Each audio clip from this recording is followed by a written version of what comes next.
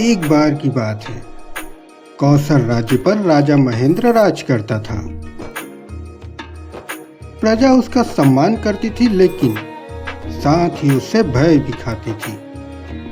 राजा की सबसे बड़ी कमजोरी थी उसकी रानी मयूरी।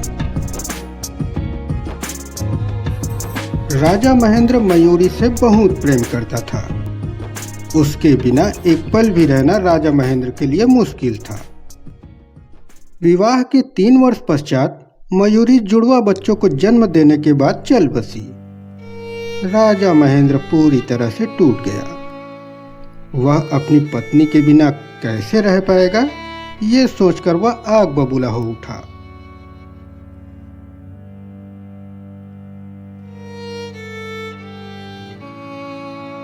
इस जुड़वा औलाद ने मुझसे मेरी मयूरी छीन लिया।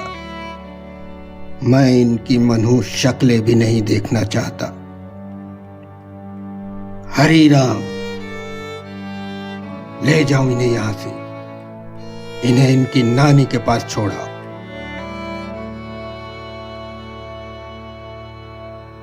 लेकिन चुप रहो। लेकिन महाराज, तुमने सुना नहीं मैंने क्या कहा? मैं इस बारे में और कोई बहस नहीं करना चाहता।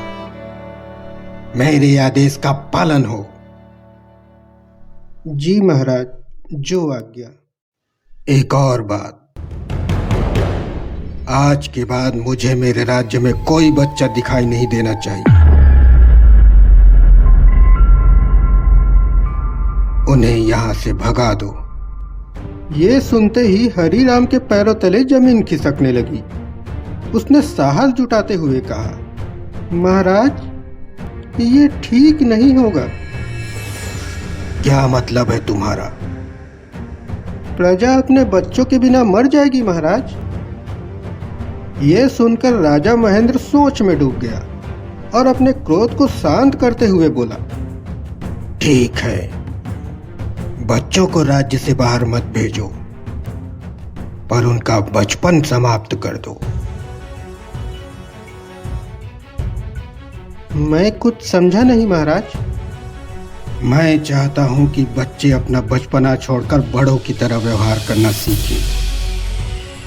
आज से सब बच्चों का उछल कूद करना, खेलना और खिलखिलाना सब बंद। पर क्यों महाराज? क्या ऐसा करना जरूरी है? हाँ, मैं नहीं चाहता कि कोई भी बच्चा मुझे मेरी जुड़वा औलाद की याद दिलाए। उनका ध्यान आते ही मेरा खून खौल उठता है। मुझे मेरी मयूरी याद आती है। मुझे लगता है कि मेरा सब कुछ लूट चुका है। ये सब सुनते ही हरि राम विवश हो गया। अपना सिर झुकाकर हरि राम वहीं खड़ा रहा और कुछ न बोल सका। पूरे राज्य में ऐलान कर दो कि मेरे आदेश का पालन सभी बच्चों को करना होगा। उल्लंघन करने वाले बच्चों को राज्य से सदा के लिए निकाल दिया जाएगा और उसके माता पिता को बंदी बना लिया जाएगा। जाओ। जो आज्ञा महाराज। अगले दिन से आदेश लागू हो गया। लोगों में मूर्खता भरे इस आदेश को लेकर काफी रोष था, लेकिन वे राजा के सामने इसका विरोध करे भी तो कैसे। हार कर उन्होंने अपने बच्चों को जीने का नया तरीका सिखाना शुरू कर दिया। लगभग 6 महीनों के बाद बच्चों की किलकारियां सुनाई देनी बंद हो गईं। पेड़ों पर चढ़ते, पतंगे उड़ाते लड़के और रस्सी कूदती व गुड़ियों से खेलती लड़कियां अब नजर नहीं आती थीं। बच्चों के बिना सारा राज्य जैसे वीरान पड़ गया। कौशल एक सुंदर राज्य था। तरह तरह के फूल, विभिन्न प्रकार के आकर्षक पेड़, मीठे फल, कई प्रजातियों के पशु पक्षी इस प्रदेश को प्राकृतिक सौंदर्य से परिपूर्ण राज्य बनाते थे। लेकिन जल्द ही सब कुछ बदलने लगा। पक्षियों का चहचहाना, हिरणों का कलौल करना और गाय भैंस के बछड़ों का उछल कूद करना सब समाप्त होता जा रहा था। रसीले आम, सेब और अमरूदों से लदे रहने वाले पेड़ अब उजाड़ दिखते थे। जैसे जैसे समय बीतता जा रहा था, हालात और खराब होते जा रहे थे। वरुण देव भी प्रदेश से नाराज थे, जिस कारण वर्षा नहीं हुई। बिना पानी के फसलें बर्बाद हो गईं। किसानों में हाहाकार मचने लगी। एक दिन प्रधानमंत्री हरिराम ने राजा महेंद्र को राज्य की बदहाली के बारे में जानकारी दी। हरिराम की बातें सुनकर राजा ने घोषणा की, हमें देवताओं को शांत करना होगा। अनुष्ठान की तैयारी करो। मेरा विश्वास है कि ईश्वर हमारी रक्षा अवश्य करेंगे। 11 दिनों तक प्रजावासियों ने मिलकर पूजा अर्चना की, पर कोई लाभ नहीं हुआ, बल्कि राज्य की स्थिति और भी गंभीर होती चली गई। एक दिन राजा महेंद्र अपने कक्ष में बैठा था, तभी द्वारपाल ने आकर सूचना दी, महाराज की जय हो, स्वामी ऋषि आनंद जी पधारे हैं। क्या? स्वामी जी पधारे हैं? द्वारपाल, उन्हें तुरंत सम्मान पूर्वक अंदर ले आओ। जी महाराज। राजा महेंद्र की पूरी शिक्षा दीक्षा स्वामी ऋषि आनंद के आश्रम में हुई थी। 5 वर्ष पहले स्वामी जी हिमालय की कंदराओं में तप करने चले गए थे। उसके बाद किसी को उनकी खबर नहीं थी। कुछ ही देर बाद स्वामी जी ने कक्ष में प्रवेश किया। उनके चेहरे का तेज देखते ही बन रहा था। स्वामी जी, आप सही समय पर पधारे हैं। कृपया मेरी सहायता कीजिए। क्या हुआ राजन? ऐसी कौन सी विपदा आ गई?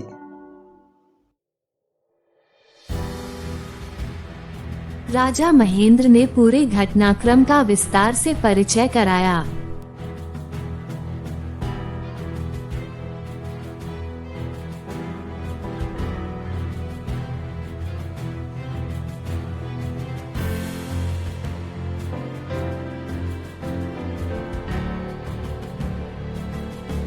मैंने उस जुड़वा अभिशाप को तो बाहर निकाल दिया, लेकिन संकट का यह दुर्भाग्य मेरी धरती से नहीं जा रहा। मैं और मेरी प्रजा त्राही त्राही कर रहे हैं। महेंद्र, तुम उन 2 नन्ही जानों को अभिशाप कह रहे हो?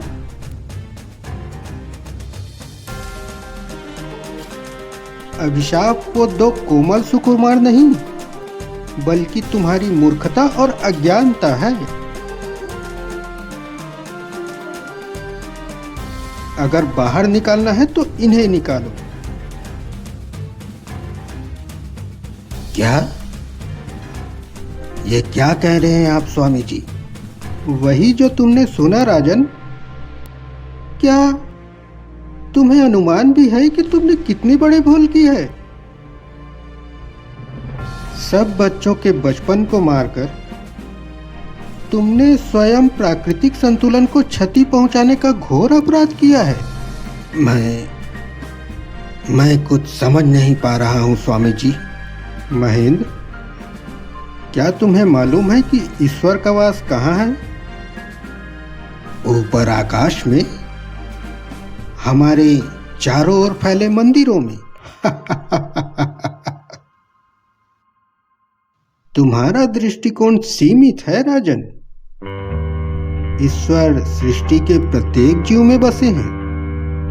क्या तुम ईश्वर की महिमा का एक जीता जागता उदाहरण देखना चाहोगे? जी अवश्य स्वामी जी। स्वामी जी राजा महेंद्र को महल के बगीचे में ले गए। उन्होंने बगीचे की ओर इशारा किया। राजा ने देखा कि वहाँ कुछ बच्चे खेल रहे हैं। वे सभी मिलकर तितली पकड़ रहे थे। कभी वे आपस में टकरा रहे थे, तो कभी घास पर गिर रहे थे। उछने में एक दूसरे की मदद करते और फिर से वे तितली के पीछे दौड़ने लग जाते। हंसते खेलते उन दोनों बच्चों की किलकारियों का शोर पूरे बगीचे में गूंज रहा था। राजा वहीं आश्चर्यचकित खड़ा देख रहा था। बच्चों की ये आवाजें जैसे उसके मस्तिष्क पर वार कर रही थी। महेंद्र, बच्चों में भगवान बसते हैं। वे स्वयं पवित्रता, सत्यता, प्रेम और आनंद की अभिव्यक्ति हैं। कभी ध्यान से किसी बालक का अवलोकन करो, तुम्हें उनमें कभी छल कपट दिखाई नहीं देगा। बच्चों के बचपन को समाप्त कर तुमने स्वयं ईश्वर की उपस्थिति का बहिष्कार किया है। जब ईश्वर ही चले गए हैं तो क्या प्रकृति माँ यहाँ रह पाएगी? इसी के परिणाम स्वरूप स्वर्ग सी तुम्हारी यह हरी भरी धरा आज उजाड़ बन चुकी है। तुम्हारे देश में केवल जीते जागते शव रह गए हैं। लेकिन स्वामी जी, मैं तो अपनी जुड़वा संतान पर आग बबूला था। वो तुम्हारी मूर्खता थी। तुम्हारी पत्नी की असामयिक मृत्यु उसके भाग्य में थी। तुम उन दो निर्दोष मासूमों पर आरोप कैसे लगा सकते हो? वे शिशु अपनी जननी को कैसे मारेंगे महेंद्र, बताओ।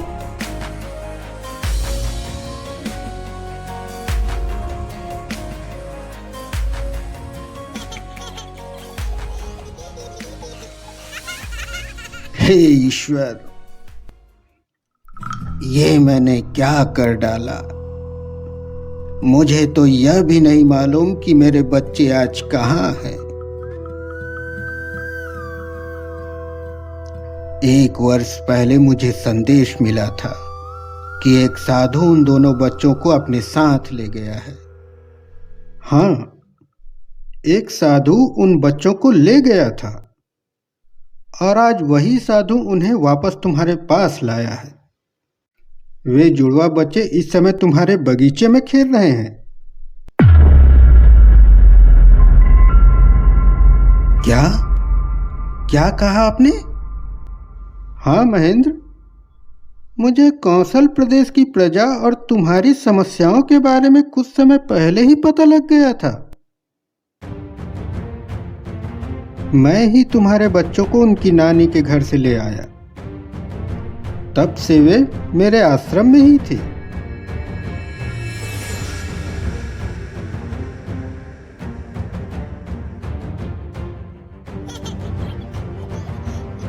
राजा दौड़कर आगे बढ़ा और अपने बच्चों को देखने लगा। दोनों बच्चे खेल रहे थे। कभी वे घास पर गिर जाते और कभी एक दूसरे पर। बगीचे में महल के कई लोगों की भीड़ लग चुकी थी, क्योंकि वर्षों बाद बच्चों को बच्चों जैसा व्यवहार करते देखा जा रहा था। 1 वर्ष बीत गया। ये जुड़वा बच्चों का चौथा जन्मदिन था। पूरे राज्य में उत्सव मनाया जा रहा था। पक्षी चहचहा रहे थे, पशु उछल कूद कर रहे थे। फलों से लदी पेड़ों की शाखाएं हवाओं संग झूल रही थीं। कुछ महीने पहले हुई बारिश के कारण खेतों में फसलें लहलहा रही थीं। इस तरह पूरे राज्य में खुशियां दोबारा लौट आई थी। महल के बीचों बीच खड़ी बच्चों की भीड़ में गुब्बारे फटने का एक जोरदार धमाका हुआ। सभी बच्चे तालियां बजाकर एक जोकर का स्वागत कर रहे थे। ये जोकर हाथी की तरह चलता हुआ मंच के बीच आकर खड़ा हो गया। जब तालियों की गड़गड़ाहट से पूरा मंच रोमांचित हो उठा, तो उस जोकर ने अपना मुखौटा हटाया। यह कोई और नहीं, कौशल का राजा महेंद्र था।